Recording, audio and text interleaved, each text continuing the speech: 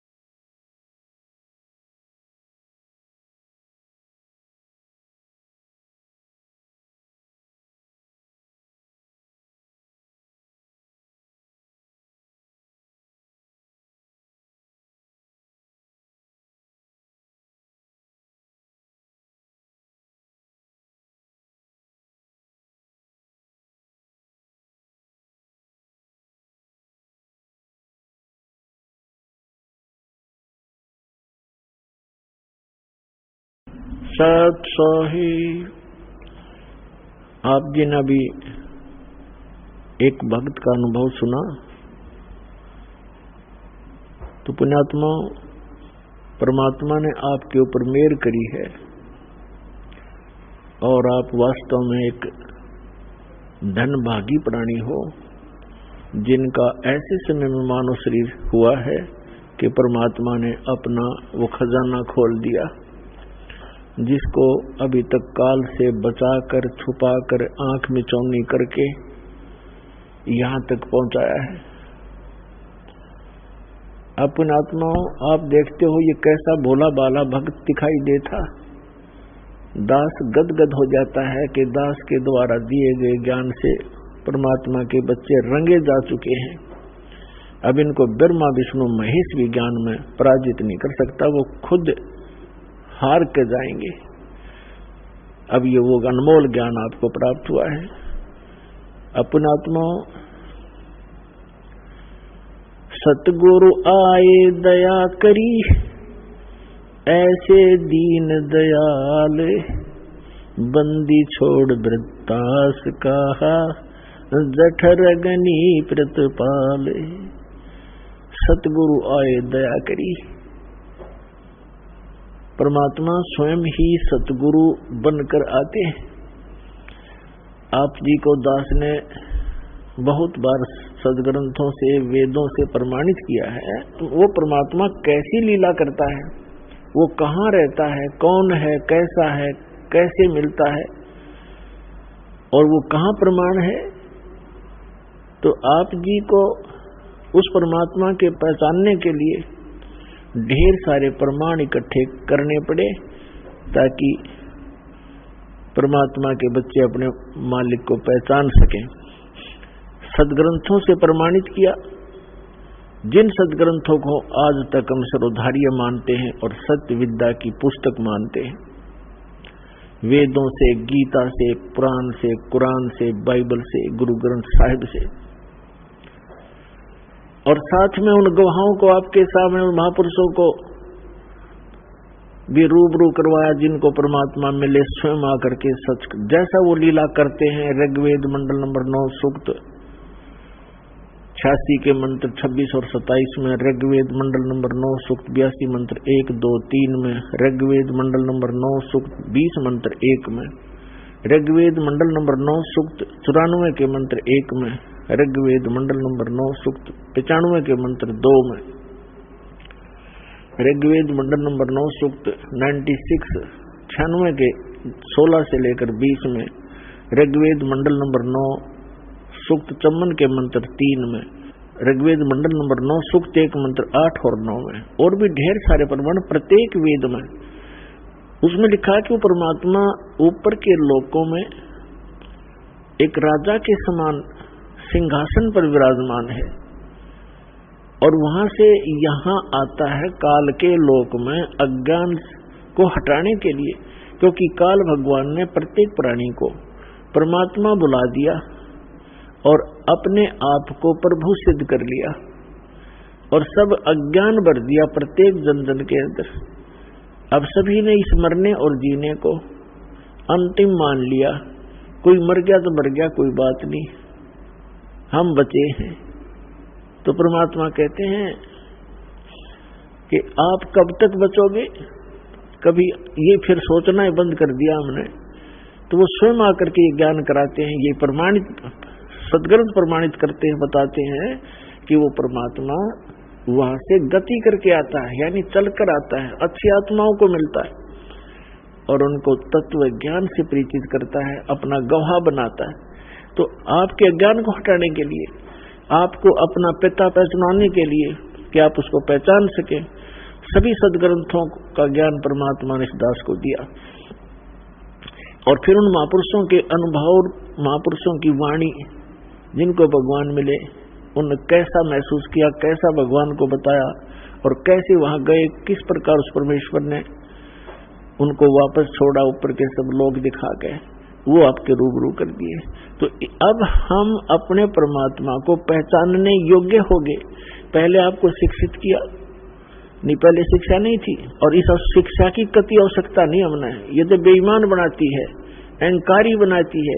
एक छोटा मोटा अधिकारी बन जाता है, कोई IPS बन गया, कोई IAS बन गया, या कोई MLA MP बन गया, मंत्री बन गया, प्रधानमंत्री बन गया, या कोई डॉक्टर इंजीनियर बन गया।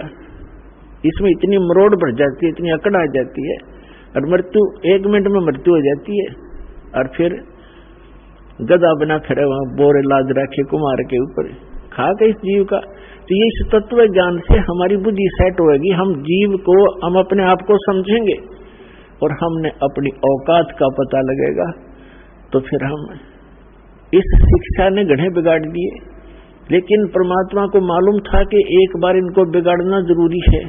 कैसे बिगड़े आप देखते हो, कैसे पहनाव हो गया हिंदुस्तान में, और पहले कैसा पहनाव था, बकवादी, बेमतलब के ऐसे कार्टून बनकर लड़कियां चलती हैं, कार्टून बनकर लड़के चलते हैं। क्या इसी को विकास मानते हैं? लेकिन मालिक को पता था, और पहले इनको शिक्षित करूंगा, और शिक्षित करके फिर ये इंस्ट्रूमेंट, ये उपकरण बनवाए हैं। जैसे इलेक्ट्रॉनिक मीडिया बनाया है, CD DVD बनवा दी, मोबाइल बनवा दिए, इंटरनेट बनवा दिया, और ये TV चैनल बनवा दिए, ताकि मेरे बच्चे उन सदग्रंथों में स्वयं देख सकें अपनी आंखों से कि कैसा है भगवान, कहाँ रहता है भगवान, वो क्या करता है भगवान, और कहाँ है उसका प्रमाण। तो इसलिए ये उपकरण परमात्मा ने दिया, आपके ऊपर रहम कर रखा है। आपको तो मालूम नहीं उस परमात्मा ने कितने खाड़े कर रखे हैं आपके लिए, और कब से भटक रहा आपके लिए। आप तो भांग पिए पड़े हो यहाँ काल के लोक में। कबीर साहब कहते हैं, गोता मारूं स्वर्ग में और जा बैठूं पाताल, और गरीबदास ढूंढता फिरूं अपने हीरे मोतीलाल। अब देखो परमात्मा ने, अब बच्चा ये बता रहा था भक्त अपने अनुभव में कि कैसे मुझे परमात्मा मिले, कैसे ये मार्ग मिला। अचानक TV देख लिया ना गुजरात में, और कौन बता का एक आदमी ने, और कैसे समझ पावे। अब जैसे आप किसी को बात समझाने लगते हो, 100 वाद विवाद करता आपके साथ और उठ के चला जाता है। अब TV में बैठ गया, ठीक है, TV में बैठेगा घंटा आध घंटा, जो सत्संग चलेगा, तो वो उसके साथ वार्ता तो कर नहीं सकता, ना विवाद कर सकता। विवश होकर उन्हें सुनना पड़ेगा, चाहे गाली देकर सुनो। अब सुनना पड़ेगा, और सुनेगा फिर अंदर भी समाओगा, क्योंकि तनमोल ज्ञान है। तो पुण्यात्माओं, उस परमात्मा ने आपके लिए बहुत कुछ कर रखा है।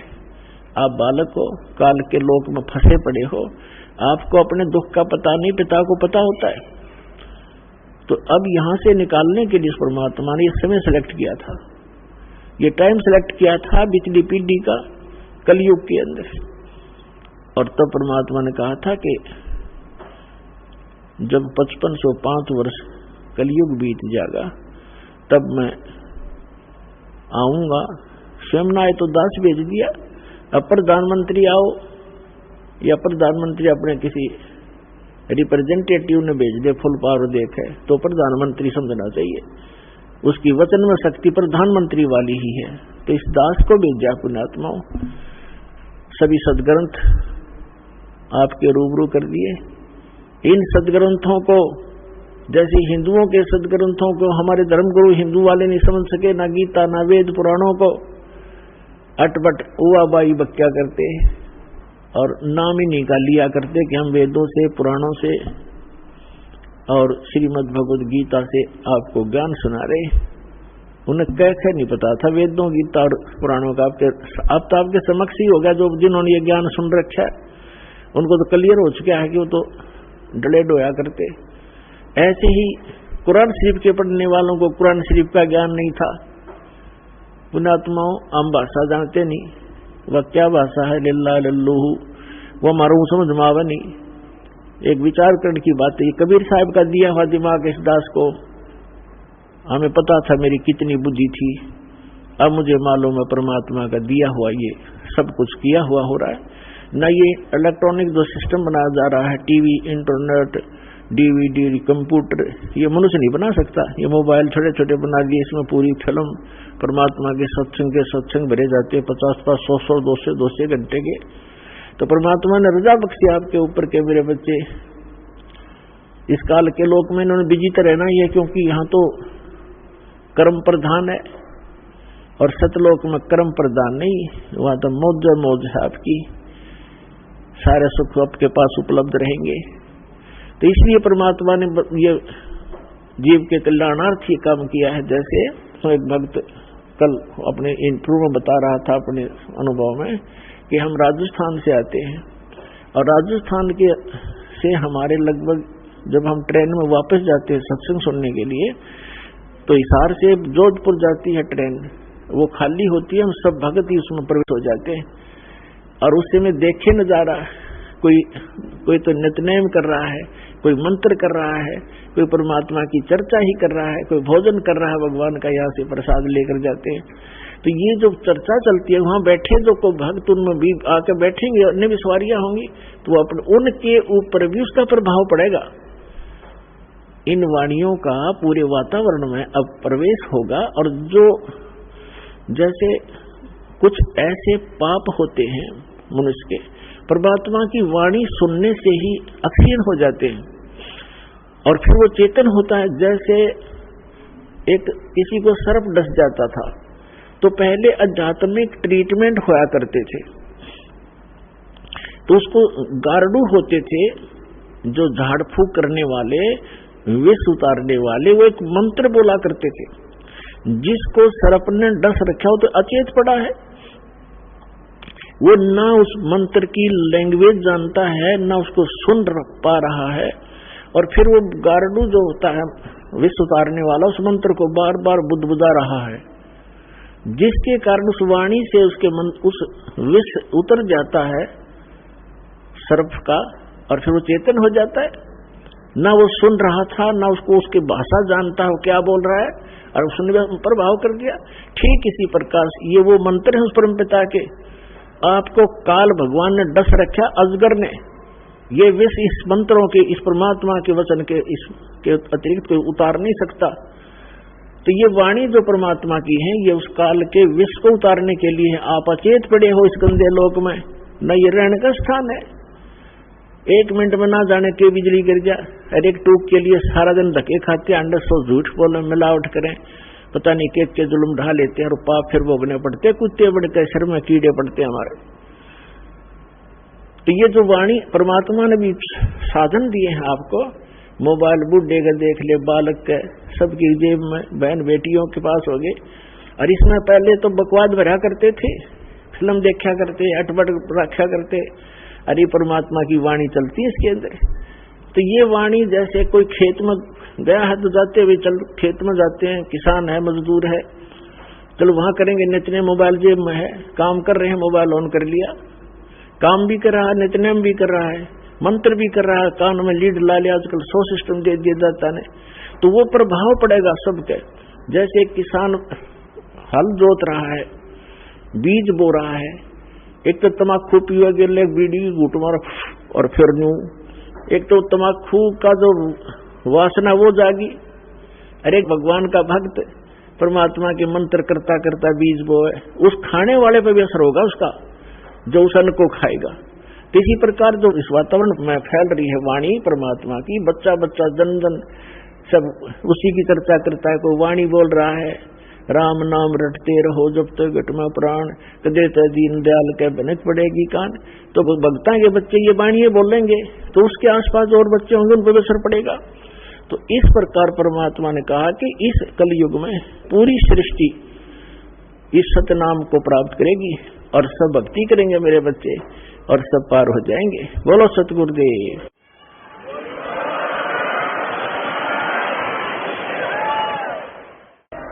तो पुण्यात्माओं, जब तक हमें सत भक्ति नहीं मिलती, सच्चा सतगुरु नहीं मिलता, और परमात्मा का ज्ञान सही नहीं होता, तो हम डगमग रहते हैं। और परमात्मा का मार्ग मिलने के बाद फिर हमें दृढ़ विश्वास होना चाहिए। कहते क्या होया हरि नाम लेते जब मन में ना विश्वास। आप नाम भी कर रहे हैं और परमात्मा पर विश्वास नहीं है, तो आपकी भक्ति विफल है, कोई फायदा नहीं उस नाम के लेने का। एक भक्त, एक लड़का, जवान लड़का, वो दोनों बच्चे, उसकी पत्नी भी राय हुए थे, वो पायलट लगे हुए हैं। ऐसे वो बात कर रहे थे, जैसे खड़े थे हमारे पास, और कोई बता रहा था कि मुझे ऐसा लाभ हुआ, ऐसा लाभ हुआ। मैं ठीक है बेटा, अभी तब शुरुआत आपकी, देखते जाना भगवान क्या क्या सुख देगा आपको। तो वो लड़का कह रहा था, पायलट बेटा न्यू कह रहा था जी, कोई मैंने न्यू कहा ना, हमारे गुरुजी ने कभी दास का नाम लेके और सूर्य को हाथ में ग्रहण कर लिया, तो मैं इन्हें कहूंगा यह कोई खास बात नहीं, ये तो आम चीज है उनके लिए, वो तो कुछ भी कर सकते हैं। तो पुण्यात्मा इतना दृढ़ विश्वास होना चाहिए आपको भगवान के ऊपर, तब इसमें सफल हो गए। अब जैसे जब तक हमें ये यथार्थ ज्ञान नहीं मिला था, ये सच्चा भगवान नहीं मिला था, तो हमने कोई बहकाले था कि ना ऐसा नहीं ऐसा ठीक है, तब वो भी मान लेते थे। जब इस दास को ये ज्ञान प्राप्त हुआ हमारे पूज्य गुरुदेव जी से और ये नाम प्राप्त हुआ, उसके बाद डट के भक्ति करी। रजा तो नहीं की थी, क्योंकि सतगुरु कृपा करते तभी भक्ति होती, जीव भक्ति नहीं कर सकता, काल कर नहीं दे। ये तो दाता साथ रहते अपने बच्चे के, और तब ये भक्ति कर पाता ना। इतना उलझा रखा है, 100 समस्याएं, सैकड़ों टेंशन पैदा कर रखी बेमतलब की, तो पहले वो टेंशन खत्म करेगा, अंदर से सहारा देगा, क्योंकि हम तोड़ रखे काल में, कति रगड़ रखे, पीस रखे। अब घने जन्म में तो आपका दिल खुलेगा कि सचमुच भगवान यो भी सुख हो गया, यो भी हो गया, और फिर जाकर मन दृढ़ होगा। अब समय अवश्य लगेगा, परंतु ये करके छोड़ेगा। तो पहले कोई भी डगमग कर देता, ज्ञान इतना था नहीं, और कोई भी दो बात अटपट करता था, हम सोचा करते ये भी ठीक होगी भाई, ये भी ऐसा भी ठीक होगा। तो यहाँ परमात्मा भी कहते कबीर साहब के ज्ञान संपूर्ण होया नहीं और हृदय नहीं छदाया, ये देखा देखी भक्ति का फिर रंग नहीं ठहरा। जब तक हमारे हृदय में ये ज्ञान नहीं टकेगा जाकर, यानी कलेजे में इसमें कसक नहीं बनेगी सच्चाई की, तो हमें कोई भी बहका लेगा। तो जब मेरे जीवन में जो यू टर्न आया, वो कैसे था कि पहले हमारे जो है धर्मगुरु जो भी ज्ञान देते थे, हम उसको सत्य मानते थे। और जैसा कि जब दास के साथ एक घटना घटी, हमारे घर के ऊपर एक कमरा अलग से बना रखा था, उसको किराए पर दे रखा था। उसमें एक आर्य समाजी यानी महर्षि सिद्धांत का चेला शास्त्री था, वो उसमें किराए पर रहता था। बोलन चालन का बहुत अच्छा स्वभाव था उसका, एक बहुत ही नेक सा आदमी दिखा करता। नेक तो था, लेकिन ज्ञान अज्ञान था उसके अंदर। लेकिन उस ज्ञान से पहले, इस परमात्मा वाले ज्ञान से पहले, हम जो भी चर्चा भगवान की करते थे, तो वो कहता था ऐसे नहीं वैसे नहीं, तो हम मान लेते थे भी आप कुछ एज भी आदमी था, एजड था, और उसमें ठीक कह रहे, ये भी सच्चा है। जब ये ज्ञान दास को हुआ, उससे पहले उससे चर्चा होती थी कि हमने हमारे सुना है कि जैसे द्रौपदी का चीर बढ़ा दिया भगवान ने, यानी साड़ी बढ़ा दी, तो वो कहता था नहीं ऐसा कुछ भी होता, ये तो सिर्फ एक पाखंडियों का भ्रम फैलाया हुआ है, ऐसा कुछ नहीं होता। तो हम ये भी मान लेते थे, क्योंकि हमें कोई दृढ़ता नहीं थी। एक दिन ऐसी रजा हुई दास को, क्योंकि जब तक भगवान हमारे साथ कोई ऐसी अनहोनी नहीं करेगा, इतने यो मन पापी टके नहीं, और ना यो भक्ति करने दे, ना दृढ़ होने देता। तो दास ने ये जैसे भक्ति बोध है, ये कुछ पुस्तक बनवाई सन 1988 में दास को नाम मिला था। 1989 और 90 की बात है। और एक अलग से पूजा स्थल बनाया 5.5 बाई 15 फुट का, एक गैलरी के ऊपर सेकंड फ्लोर पर, और उसमें आमने सामने खिड़की में यहाँ हवा भी साफ आती रहेगी। आपने उसमें फोटो वगैरह लगा के मंदिर टाइप बना लिया। जब वो मकान हम बना रहे थे, थोड़ा शहर से बाहर था, तो मैं लाया जाली लोहे की, मच्छरों से बचाने के लिए जाली लगाते खिड़कियों पर। तो किसी भी कारण से मेरे से गलती लगी या उस सेठ के नौकर से गलती लगी, 8 इंच छोटी जाली काट दी आमने और सामने की, और मैं ले आया कानू आके मैंने बच्चों से कहा कि ले इसको लगाओ। मकान तो बन चुका था, वो खिड़की वो लगाना रह रहा था। जब वो लगाने लगे, बड़ा लड़का और एक किराएदार था वहां, अन्य बिहार का था, उन दोनों ने लग के वो लगानी चाहिए, तो उन्होंने कहा जी ये तो छोटी है, और छोटी भी थोड़ी नहीं, 8-9 इंच ऊपर ऐसे खड़े तो सही, बराबर में छोटी थी साइड में चौड़ाई में। मैंने देखा भी सच में छोटी है। दूसरी देखी वो भी ऐसी, दोनों एक जैसी खिड़कियां थी आमने सामने। मैंने सोचा इन्हें रख दे लपेट के और स्टोर में डाल दी ऊपर। वापस लेके जाऊंगा, वो लेगा नहीं, कहेगा मेरे क्या काम है, ये राड बढ़ाया नहीं करते वक्त। मैंने डाल दी। कुछ दिन के बाद दास ने ये भक्ति बोध बनवाई। उस समय दास को दीक्षा देने का आदेश नहीं था तब तक। 1994 में दास को आदेश हुआ है। 6 वर्ष तक दास सेवा करता था, भक्तों को समझाता था, गुरु जी के पास ले जाकर दीक्षा दिलवाता था। फिर उनकी रजा हुई, आदेश दे दिया दास को अचानक कि आज के बाद तू गुरु होगा। और आज के बाद सबको बोल दिया कि इनसे उपदेश लो, जितने भी उनके सस्ते, जो इनको गुरु नहीं मानेगा मेरा कुछ नहीं लगता।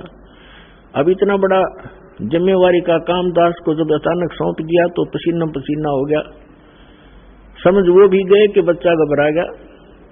तो उन्होंने कहा कि बेटा तेरे साथ रहूंगा, घबराइए मत, और विश्व में तेरे बराबर संत नहीं होगा, पूरे विश्व में तैल का होगा।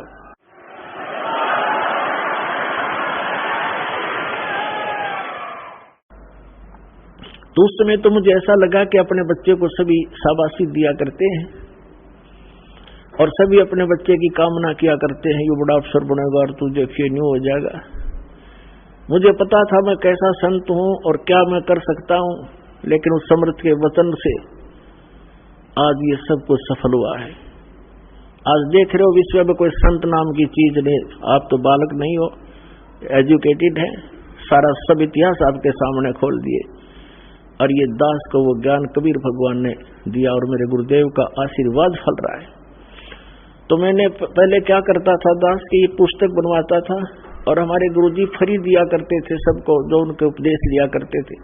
तो मैंने 5000 पुस्तक बनवाई और उनको रख दिया कि हमारे गुरुजी ज्यादा रहते थे तलवंडी भाई, पंजाब के अंदर एक छोटा सा फिरोजपुर जिला में शहर है, कस्बा सा बरवाले जैसा, वहां ज्यादा रहते थे। और भी 3-4 आश्रम थे। तब यहाँ नजफगढ़ के अंदर था एक आश्रम, अनाज मंडी में, एक मोघा के अंदर है, एक खन्ना में था, लेकिन ज्यादातर वो तलवंडी रहते थे। और हरियाणा में केवल गरीबदास महाराज जी के एक समागम होता था, पर जैसे गरीबदास जी को भगवान मिले थे कबीर साहब, बहुत दिवस बोलते हैं उसको, उसमें छुड़ानी आया करते थे।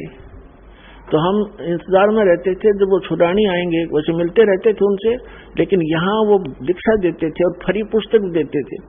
तो मैंने वो पुस्तक बनवा ली, यानी जैसे आजकल मार्च में, अप्रैल में, मार्च में वो चले जाते थे, फिर आते भादुआ के अंदर आते थे सितंबर में, जब गरीबदास जी का निर्वाण दिवस होता था, और मार्च में होता था उनका बोध दिवस। ये 2 ही इन समागमों में आते थे।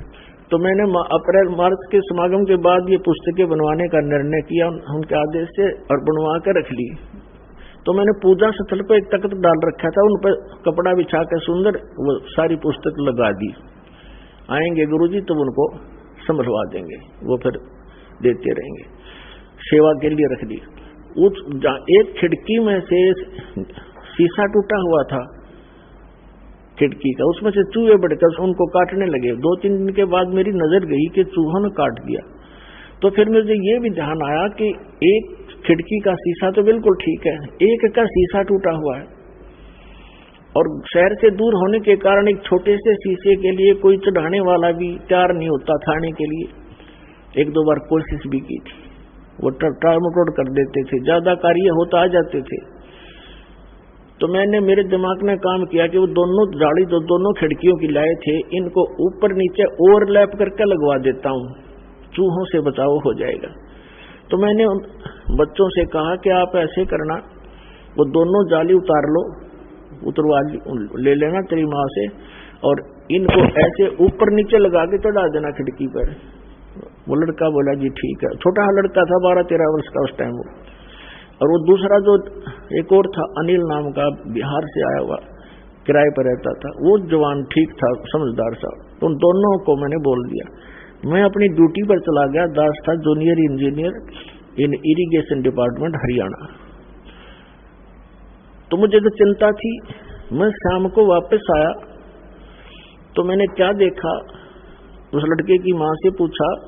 मुझे चिंता थी कि वो जाली लगा दी कि नहीं लगा दी, कि तुम्हारी लगाऊंगा मैं गेल लग के बालक से ना भी जान रहा हो। तो क्या देखा मैंने, जाली लगा रखी और एक जाली वहीं पड़ी या लोहे की, और वो उसकी मां अपना काम लग रही। मैंने उससे पूछा कि ये जाली वही है या कोई और लाए हैं बच्चे। तो वो कह रही थी कि ये कहाँ के और लावा था। मैंने सुबह रखी, कह रही हूँ भाई तेरा पापा कह के गया था तो जाली लगा दो या तुमने गुस्सा होगा फिर। अब आपके आनते आध घंटा पहले मैंने उतार के स्टोर से डाली है और अभी लाकर वो बाहर गया खेलने के लिए, और मेरा कलेजा पकड़ा गया। मैं उससे प्रश्न करूं, वो ध्यान नहीं दे रही क्योंकि उसको पता नहीं इस बात का, और मेरा सारा शरीर में सन्नाटा गया कि या तो ये जाली वो नहीं, ये कोशिश करी मैंने जानने की। वो बोली देख इनका जंग लगा हुआ है। मैंने उठाकर स्टोर में डाल रखी थी, ईब उतारी है 6 महीने के बाद, यानी मार्च के बाद भादुए में। एक रेनी सीजन ऊपर का उतर गया, वर्षा का मौसम, उनका जरवर भी लग रहा था, दिखे पुरानी। फिर भी विश्वास नहीं आया वो लड़का कहाँ है, क्योंकि एक ही जाली और फूल आ रही, इतनी फालतू कब से 8-7 इंच और लटक रही थी। तो मैंने उसको लड़के को बुलाया, बाहर खेल रहा था इधर, और जो दूसरा उसके साथी था वो बुलाया और उस लड़के से कहा कि ये जाली तुम और लाए हो या वही है? जी वही है, अब मेरी मां ने उतार कर दी थी, हमने भी लगाया है। वो किराएदार भी कह रहा कि अभी आंटी ने उतारा है, अभी लगाया हमने। मैंने लड़के से, देखो हमें ज्ञान नहीं था कि भगवान वाला कोई काम हमारे सामने कराया नहीं था, ना विश्वास हो रहा था मेरे भी साची। हमने सुना करते थे, नो तो था विश्वास, भगवान पता नहीं क्या करते, पर आज तक होया नहीं देखा था। मैंने उस लड़के से कहा कि मेरे सिर पर हाथ रख और कबीर भगवान की कसम खा कि तू यह इस जाली लाया है, वही जाली है। ने बोला जी कबीर भगवान की कसम, और वह जाली है, मेरी मां ने उतार कर लाई थी। वो दिन हर आज के हम मानना करते कृष्ण भगवान ने साड़ी बढ़ा दी एक कपड़ा। अब तो पता चल गया कि वो साड़ी बढ़ाने वाला भी यही था, लेकिन उस समय बुद्धि इतना काम करे थी कि कबीर इज गॉड, क्योंकि इसने लोहा भी बढ़ा दिया, कपड़ा तो छोड़, ये क्या नहीं कर सकता। वो दिन सर आज पुण्यात्माओं सन 1990 से लेकर आज 2013 हो गया, इस दास ने पीछा मुड़कर नहीं दिखा। कहते सारा संसार कुछ कहो कि कबीर भगवान नहीं है, इस दास की आत्मा से कोई निकाल नहीं सकता कि कबीर इज गॉड।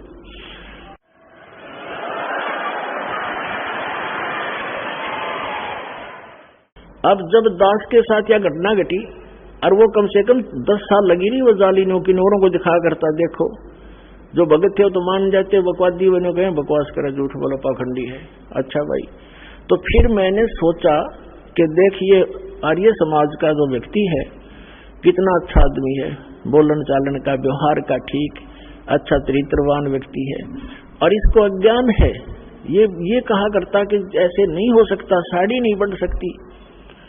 तो मैंने सोचा ला इसको समझा दूं, क्योंकि मेरे से पहले वो काफी प्रभावित था, क्योंकि भक्ति में हम लगी रहे थे, पहले भी भक्त जैसे थे, हम नाम ना मिला था तब भी नेक नीति से रहना और कोई किसी को दुख नहीं देना, ये पहले से नेचर थी।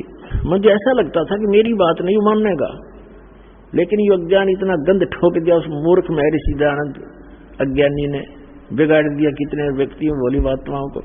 तो मैंने उसके पास बैठकर जिक्र किया, जी मास्टर जी आप मानते हो श्री कृष्ण जी ने द्रौपदी की साड़ी बढ़ा दी थी? जैसे विषय बढ़ाना चाहा, मैंने उसको चलाना था विषय को कारण बना के। वो कहता जी नहीं ऐसे हम नहीं मानते।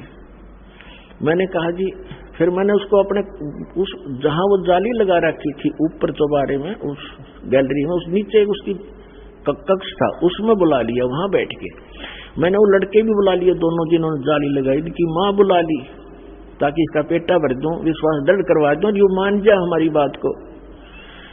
उसको मैंने कहा जी देखो आप तो कपड़े की बात करते हो, हमारे भगवान ने लोहे की जाली बढ़ा दी, आप सत्कर मानो। नो बोला, वो कहने लगा कि नहीं आप ये कोई बात हुई, साड़ी कभी बढ़ती है, जाली कभी बढ़ती है। मैं बोला देखो आओ दिखाऊं आपको। बोला नहीं छोड़ो हम नहीं मानते। अब वो काफी अटपट बोलने लगा। मुझे आशा नहीं थी कि ये इतना एकदम ऐसे गिरगिट की तरह बदल कर ऐसी बकवास करने लग जाएगा। मेरी आशा के विपरीत उसने ये बात कही कि आप तो ये पाखंडियों के बकाई हुई बातें हैं, ये है। अब पाखंडी तो मैं जब हूं, जब कोई मैं रोजी रोटी पाखंड से चला रहा हूं। मैं तो नौकरी करता था, जूनियर इंजीनियर था, 2 रोटी सुथरी मिल रही थी। अब भी मुझे पाखंडी कह रहा है ये मूर्ख। तो मैं चुप हो गया कि मैं अब इससे आगे बोलना कोई अच्छी बात नहीं, ये सुनता ही नहीं। मैं चुप हो गया। चलो भाई अब आप नहीं मानोगे तो मानो मैं भी ना आपकी, क्योंकि मैं दर्द हो गया, मेरे साथ घटना घट गई। थोड़ी देर में उसने पता नहीं भगवान जाने क्या सोचा कि अभी मकान मालिक से नाराज हो गया। तो उसने नम्रता के साथ कहना शुरू किया कि आप इंजीनियर हैं, एजुकेटेड हैं, ये तो अनपढ़ लोगों की बातें होती हैं, ये बढ़ा दिया फलाना घटा दिया। मैं बोला ही नहीं, मैं कहा इससे कोई फायदा नहीं है डिस्कस करने का। तो क्या कहने लगा कि मैं बताता हूं, महर्षि दानंद ऐसे होते थे। महर्षि एक बार अपने कमरे में अभ्यास कर रहे थे, योग अभ्यास, और उधर से उनके दूध का समय हो गया, दूध पीता था वो सुबह सुबह।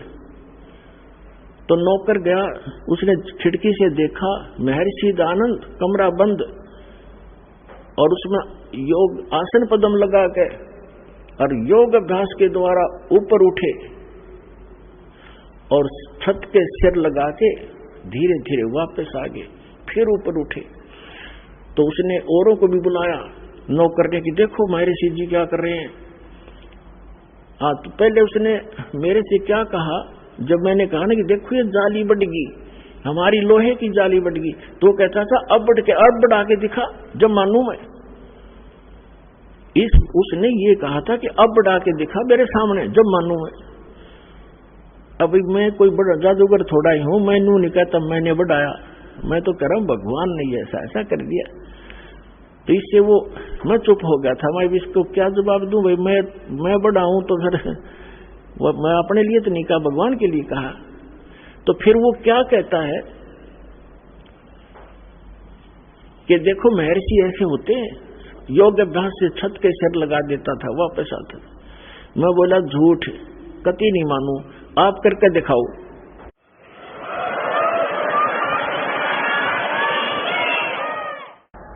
ओडे का मुंह हो गया उसका, मगर करके दिखाए जब मानू तुझे मैं नहीं, झूठ बोलता है तो भी। लेकिन हम ये नहीं कहते कि ऐसा नहीं हो सकता, लेकिन महर्षि तो यह भी ना कर सका था, उदानंत है, वो तो कति नारायण अज्ञानी और कति हर तरह से फेल आदमी था, उसकी फोकट में बना रखी थी इन लोगों ने। लेकिन ऋषि महर्षि यहां तक प्रमाण है कि संत स्वर्ग में चले जाते थे, दूसरे लोकों में जाते थे, वापस आ जाते थे। लेकिन ये मोक्ष मार्ग नहीं है ऐसे धक्के खाने भटकने से। तो फिर वो चला गया, उठ के माना नहीं। अब मैं तेरी नहीं मान सकता। सबसे पहले तो हम डगमग थे, हमें जो भी कुछ कहता था उसी की मान लेते थे। अब पृथ्वी इधर से उधर हो सकती है, दास ये नहीं मान सकता भगवान क्या नहीं कर सकता, सब कुछ कर सकता है। अपना आत्मा एक समय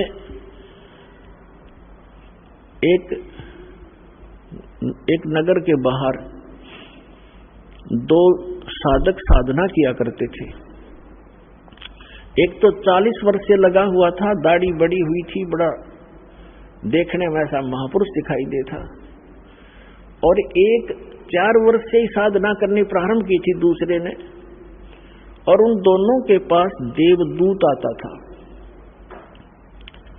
और उनके पास बैठकर घंटों भगवान की चर्चा दोनों से ही करके जाता था। एक दूसरे साइड में था नगर के, एक ईस्ट में एक वेस्ट में। तो दोनों बड़े प्रसन्न होते थे, भगवान की चर्चा सुना करते थे।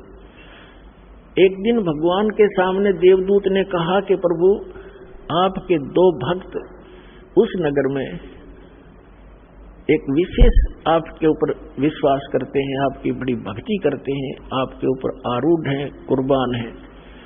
तब भगवान ने कहा कि उनमें से एक भक्त है, ये दूसरा भक्त नहीं है, वो तो वैसे ढोंग कर रहा है, तो देवदूत ने कहा कि वो भक्त होगा जो 40 वर्ष से आपके ऊपर कुर्बान है।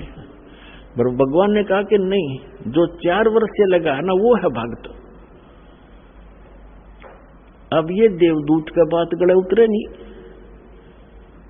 कि वो 4 साल से लगा रहे, 40 वर्ष से मालिक के नाम पर बैठा है, सब कुछ घर त्याग रखा है। तो भगवान ने उसके मन की वृत्ति जानकर कहा कि देवदूत क्या मेरी बात पर विश्वास नहीं हुआ? देवदूत कहने लगा, जी भगवान आपकी बात पर अविश्वास हो ये तो हो ही नहीं सकता, लेकिन मेरी बुद्धि संकीर्ण है या मेरा गला उतरती को ना। तो परमात्मा ने कहा कि आप किस टाइम जाते हुआ वहां पर के 1 बजे से जाता हूं कि आज तू 2 घंटे लेट जाना और देर से जाना। देर से जाने का वो कारण पूछेंगे तो ये बताना कि आज भगवान ने ऐसा ऐसा किया, फिर उनकी दोनों की जो प्रतिक्रिया हो वो मुझे बताना। वो कहना ठीक है जी। अब 3 बजे गया देवदूत। उस दिन पहले गया उसके पास जो 40 वर्ष से बैठा था, उसने पता था कि यूं खरा भगत है, वो ये सोच रहा था। अब उसने भी कारण जाना कि देवदूत आज तो बहुत लेट आए, क्या बात हुई? आपकी इंतजार कर रहा था, चर्चा करते भगवान की, अच्छा टाइम पास होता था। देवदूत ने कहा कि हे भक्त, आज के बताऊं, बस पूछे मत, आज तो मेरा कलेजा पकड़ेगा। आज भगवान ने ऐसी अनहोनी कर दी। 1 बजे उन्होंने कैसी अनहोनी करनी थी वो देखना था, उसको देख कर आया मैं। तो देवदूत ने पूछा, भी ऐसा क्या कर दिया भगवान ने? कि परमात्मा ने सुई के नाके में जिसमें धागा डाला रहे उसमें हाथी निकाल दिया। तो वो नो कहो 40 साल का भगत है, बोला इसी झूठ बोल किसी का जच जा है और आगे मत बताइए बात किसी का, ये कभी हो सकता है सुई के नौके में हाथी निकल जाए? अब देवदूत का बात याद आई भगवान की, तो डांगर बैठे है, बता जब इसे इतना विश्वास नहीं भगवान क्या नहीं कर सकता, खाक भक्ति करेगा। तब उसकी दिमाग का सिकरू से सीधे हुए देवदूत के कि भगवान ठीक कह रहा था। फिर गया दूसरे के पास। अब उसके मन में ये चीज दूसरा तो और भी गलत बोल लगा, जो 4 वर्ष से लगा हुआ था। अब उसके पास जाकर बैठ गया। उसने भी पूछना ही था कि देवदूत बहुत लेट आए, क्या बात हुई, कुशल तो हो? उसको उन्होंने भी उसको वैसे ही बताया कि ऐसे ऐसे परमात्मा ने एक लीला करनी थी 1 बजे, और मैं उसको देखने के लिए रुक गया। तो उन्होंने पूछा क्या लीला थी बताइएगा? कि भगवान ने तो कमाल कर दिया। अब बताऊं तो किसी का जचा नहीं, शर्म आओ मुझे, आम आदमी मानता नहीं। अब क्या बात बता तो फिर भी कि भगवान ने सुई के नाके में का हाथी निकाल दिया। वो भगत कहता है 4 वर्ष का, बस इसी को आश्चर्य मान रहा है। भगवान निकाल दे, सारी पृथ्वी ने सुई के नाके में गए।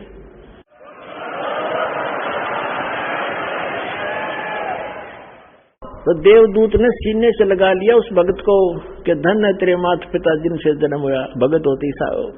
तो पुण्यात्माओं, इस भक्ति मार्ग में इम्पॉसिबल चीज नहीं होती और अविश्वास नहीं होना चाहिए। सतगुरु जो चावे सो कर ही, 14 कोट दूत जम डर ही, ऊत भूत जम त्रास निवारे और चित्रगुप्त के कागज पाड़े। बोलो सतगुरुदेव।